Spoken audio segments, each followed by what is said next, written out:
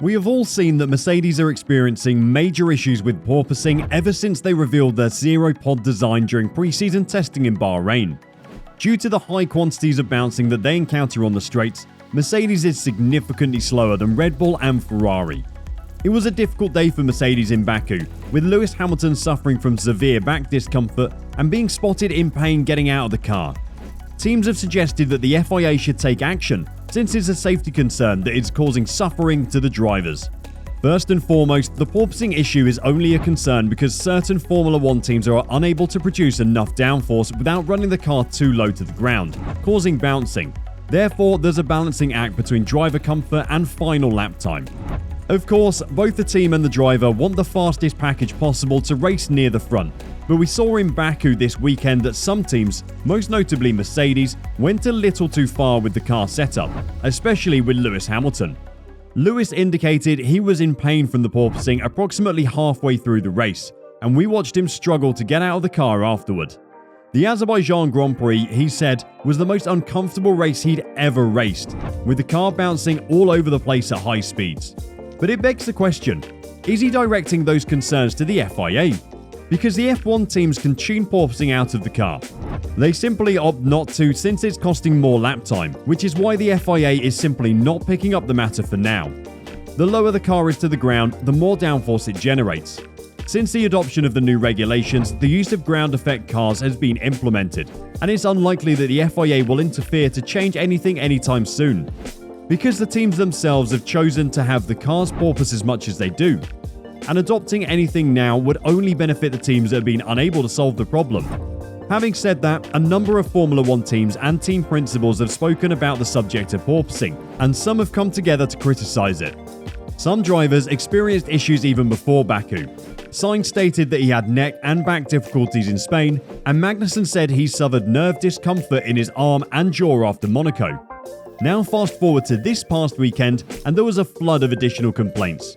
George Russell told Sky Sports, "I was really happy to see the race come to a close, because it was just smashing the ground every single corner on every single lap for over an hour and a half." Meanwhile, Toto Wolff even went as far as saying that Hamilton could miss the next event in Canada because the problem aren't muscular, they go properly into the spine and can have some consequences.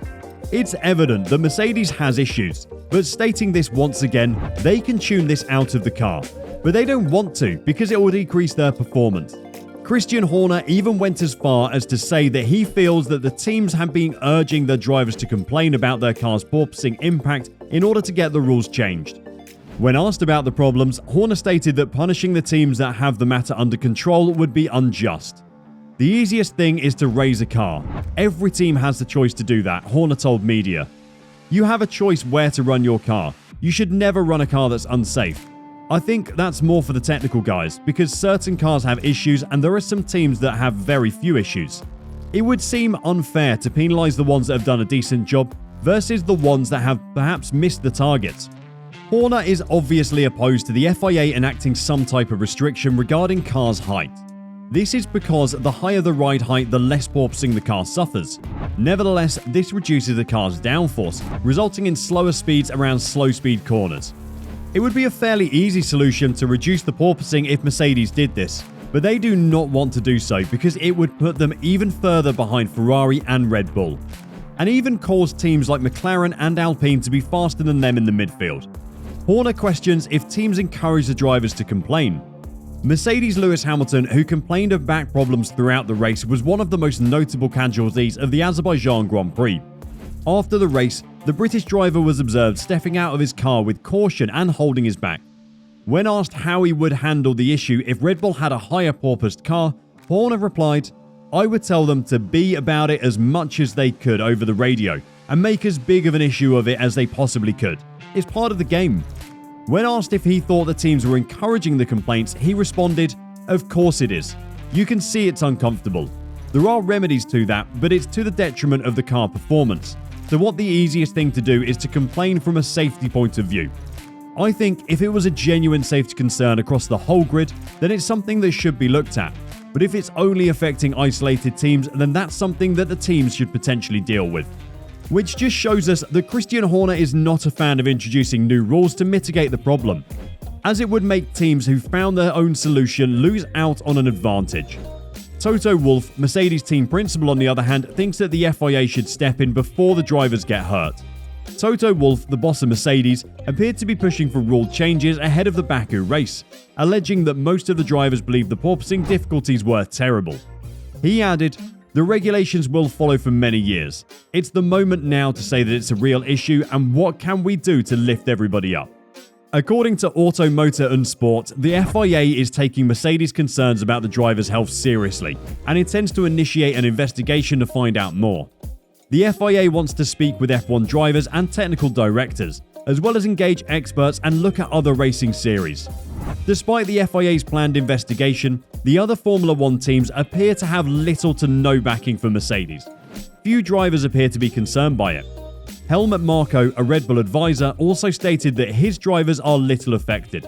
Christian Horner, the Red Bull team boss, also believes that changing the rules simply because Mercedes' affairs aren't in order is absurd. This is, of course, not what Wolff was hoping for, and it leaves him angry with the FIA. Mercedes are now challenged to figure out a solution by themselves, as it seems that it could take a while before, or even if the FIA decides to step in and change the rules. Is Wolff being unrealistic? Or should the FIA change the rules so the drivers no longer have to endure the pain and suffering from the porpoising? Let us know in the comments. Toto Wolff further told the media that Lewis Hamilton might be the one experiencing the most discomfort from the porpoising due to an experimental part on his car. He said, "We have just got to find a solution. At this stage, I think he is maybe the worst affected from all the drivers. But pretty much everyone, as far as I understand from the drivers, said that something needs to happen. But I couldn't give you an explanation what that is." This leaves us to wonder what the FIA will do. What could they even do to mitigate the ongoing problem? One method for Formula One to please the drivers who are affected by the bouncing is to raise the minimum ride height, requiring all teams to run their cars slightly higher to avoid the bouncing effect. They might reintroduce active suspension as well. The car would be higher on the straights and lower through the curves as a result. However, this is currently forbidden. It is feasible to change the regulations, but the changes would be considered severe, requiring a vote and a supermajority. Each Formula One team would receive 1 vote, while the FIA and Formula One would each receive 10 votes. A supermajority of 28 out of 30 votes would be necessary, which for the time being appears unlikely. Furthermore, any significant regulatory reforms would take 2 years to implement. In 2026, Formula One's regulations will be changed once more, including new engine regulations among them. As a result, a substantial change right before that is illogical. As for now, it seems that Wolff will be left frustrated by the FIA and his drivers will have to remain driving a shh box as mentioned by Wolff. Right now, a supermajority will not be the case, as teams such as Red Bull and McLaren appear to have the problem under control. And it's in their best interest to leave Mercedes hanging on this matter. Do you think the FIA will change the regulations to minimize porpoising, thus creating a more even ride height across all teams? Or let the teams introduce active suspension again? Or should they just leave the rules as it is, meaning that the teams will have to figure a solution all by themselves, which could see Mercedes dropping even further behind the pack? Let us know in the comments. That's all for now. Let us know which subject you want us to cover next. Don't forget to like the video and subscribe if you've enjoyed it. We'll see you in the next video.